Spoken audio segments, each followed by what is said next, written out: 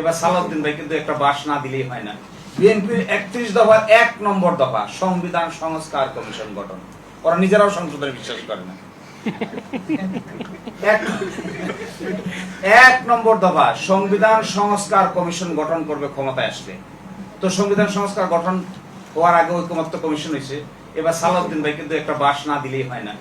দেখেন কি কয় সে বলছে গতকালকে, কি আশ্চর্য কথা, উনি বলছেন গতকালকে যে প্রধান নির্বাচন কমিশনার নাকি সংবিধান ভায়োলেট করে ওই শপথের পত্রটা তাকে পাঠিয়েছে। তাহলে আমার সালাউদ্দিন ভাই সংবিধান ভায়োলেট না করিয়া ঐকমত্য কমিশনের মেম্বার কিভাবে হয়েছে?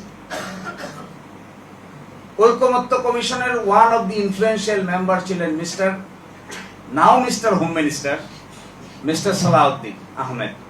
তো মিস্টার সালাউদ্দিন আহমেদ এখন যে হোম মিনিস্টার হয়েছেন, ঐকমত্য কমিশনের বিএনপি রিপ্রেজেন্টেটিভ ছিলেন।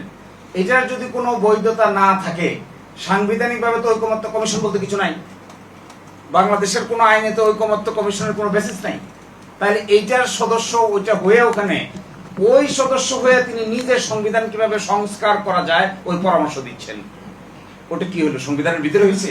বিএনপি 62 দফা দিয়েছিল সংবিধান সংস্কার। এইটা যদি সংবিধানের ভিতরে না হয়, তাহলে আমাদের নির্বাচন কমিশনার, প্রধান নির্বাচন কমিশনার একটা শপথের চ্যাপ্টার সাপ্লাই করে যদি সংবিধান ভায়োলেট করেন, তাহলে আমাদের সালাউদ্দিন ভাই সংবিধান সংস্কার কমিশনের কথা, সংবিধান সংস্কারের কথা বলে ঐকমত্য কমিশনের one of the major role player হলে কি সংবিধান ভায়োলেট করেনি?